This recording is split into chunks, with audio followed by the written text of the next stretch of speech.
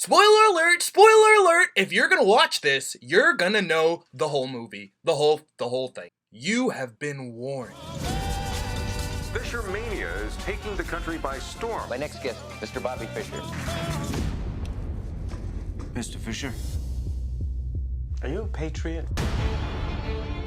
Hey guys, welcome back once again to the F&M Movie Review Show. This time, we reviewed Pawn Sacrifice. My name is Kyle H. Benjamin. My name's Max Olivier. And this is the F&M Movie Review Show.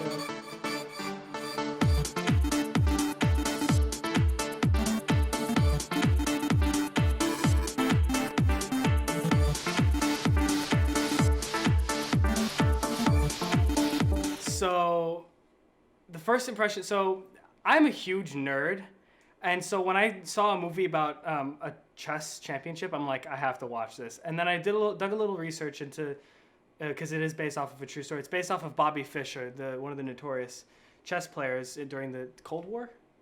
It was around the Cold War. Yeah, I think 60s, 70s. Yeah, during the Cold War, and how he was. Not only he was a chess player, but he was also like the pawn in the American government against Russia, and it was it's a beautiful story. So I was like, I have to go see this, and yeah, that's my first impression. I don't know if I have to add anything else. Yeah, I didn't even know about the film until I got an email about an early screening of it at the LA Film School, which I attend, and I looked at it and I saw Tobey Maguire on the cover. And I think I remember seeing it before somewhere. I didn't know where, but I remember seeing it. So I looked up the trailer. I was like, wow, this looks great. So then I looked up the story behind Bobby Fischer and everything about it. And I was like, wow, this looks like a great story. So I was really looking forward to it. It looked great. Tobey Maguire's performance in the trailer, I was like, wow, this is going to be amazing.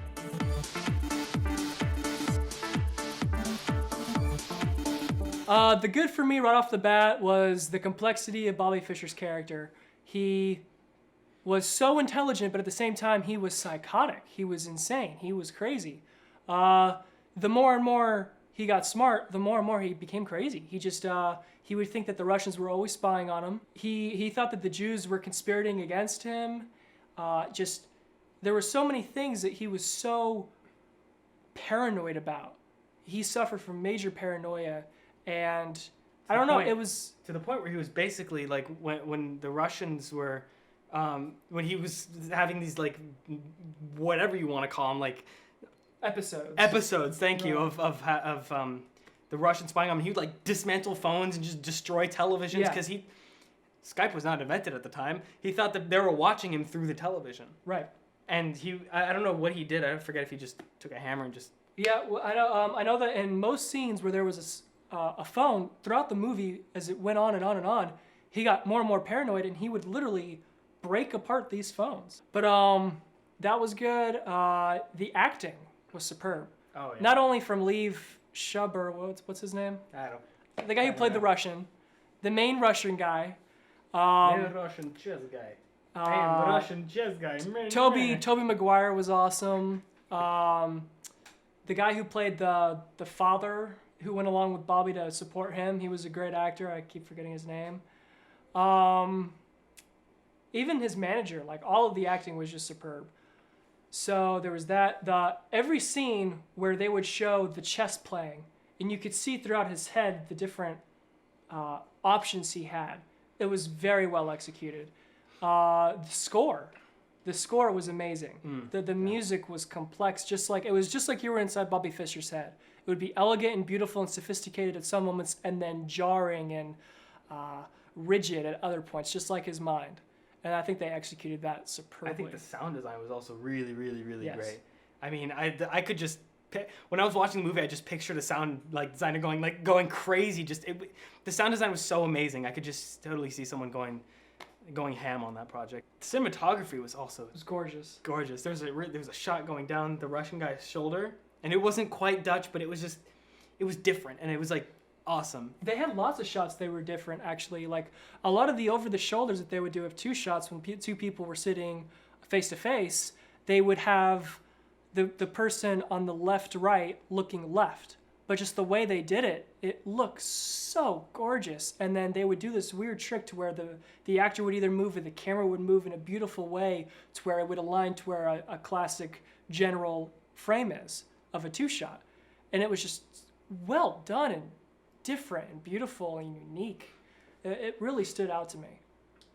One thing that kind of surprised me about Bobby was he demanded, I need this, or else I won't play. Yeah, and he knew he was the shit. Yeah. He knew he was that good, and he was going to demand everything he wanted. And he thought, delusionally, that they could provide all of these weird and bizarre requests. Like fresh oranges? Or fresh squeezed orange juice? Yeah. Something total, like, yeah, I want to be this far away from the audience, I want this kind of chessboard, I want this amount of money, and oranges. Okay, sure. Oh, one thing, when he was yelling at his mom when he was a kid. Oh yeah, he's like, you. Yeah, he's just going off on him. I'm like, damn. Yeah. And he's got a Jewish mother. Yeah. Oh man, had I said it to my mother, she would have slapped me and been like, "You never say that to me." I was like, "Holy crap, this guy!" Like even at such a young age, he was already like from. I wouldn't say a toddler. He had anger issues as well. His anger was evident from the beginning, and that probably contributed to his insanity. His upbringing with his father leaving and everything, because he never really had a father. He's like, true. He's like, I was born, right? I have a father somewhere, and that's why he was really mad at his mom too. You could tell he blamed his mom for his dad leaving because he never knew. And he never wanted his mom to come to the shows. The games, yeah. Yeah, the games. Yeah. The ending, they showed the real footage of Bobby.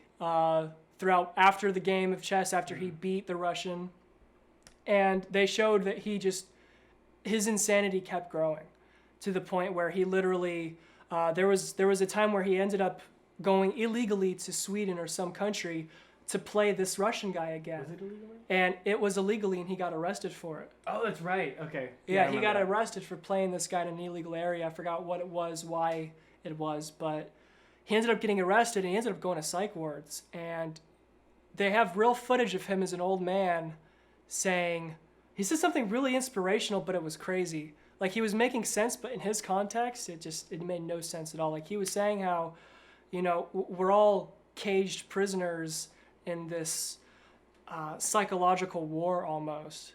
And you could tell he lost his mind. He was gone. The only thing that was on his mind was conspiracies and how everyone has it in for him. Like, he was just gone, and it was very heartbreaking to see that. Because he's almost an American hero in a sense. Yeah. He wasn't, but he was, because this was a game of war, but it was a game of chess, and it was just as important to the Russians at that time. And for America to beat the Russians at that was huge. So it was just sad to see this patriot of a sort just...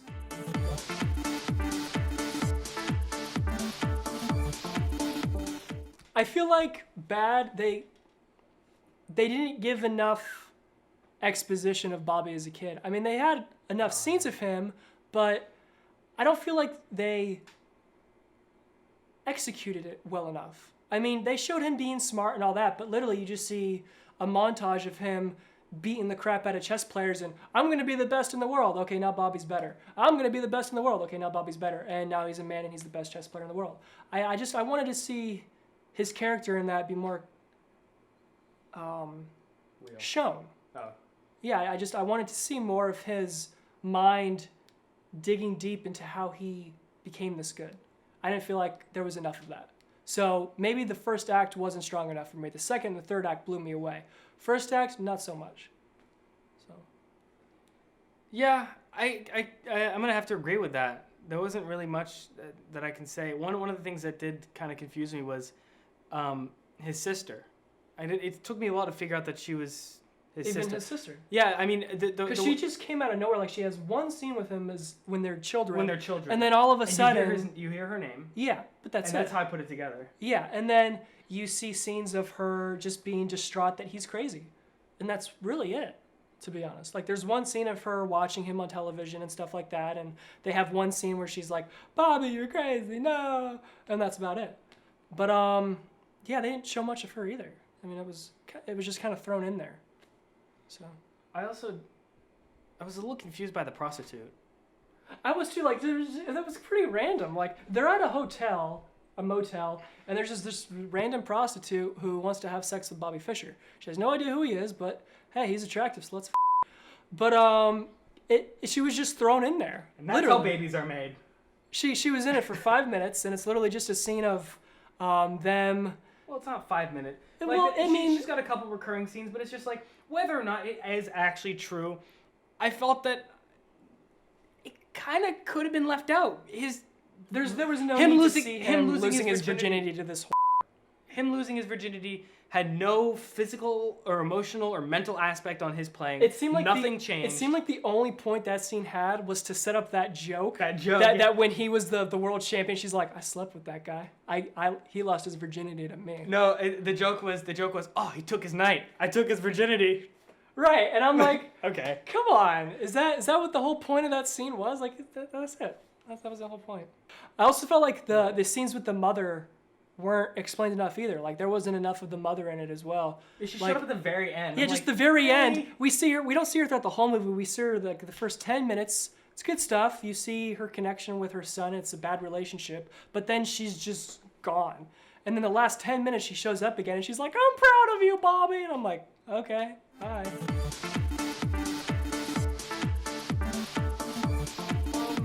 Final thoughts, great movie. It really was.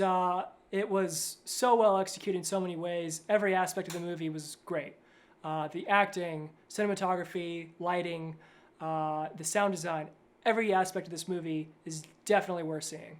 It's new, it's fresh, and it's heartfelt. You feel it. It's very emotional. Yeah, I'm gonna have to agree. It was very, very well executed. I mean, like you said, everything from the cinematography to the sound to the music to the script and to the so one of the things that kind of pisses me off is sometimes with period pieces that the actors don't actually look like the people, but he looked a lot like the actual like Tobey Maguire actually looked like Bobby Fischer, and they put a mole on him, which really sold it. It's all in the mole. But final impressions, yeah, it was just very, very well done.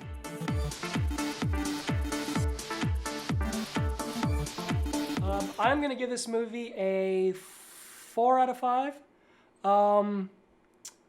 The only reason why I'm not giving it a 4.5 or a 5 is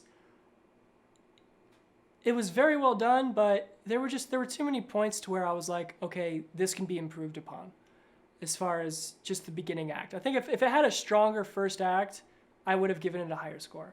But all in all, just a fantastic movie. I'm going to give it a 4.5. I'm going to one-up you. Sorry. Oh, that's fine. I'm gonna give it a 4.5, as Kyle mentioned. It was very well executed, but the first act could have been more developed, and I really wish that I see more of his mother and more of him as a kid.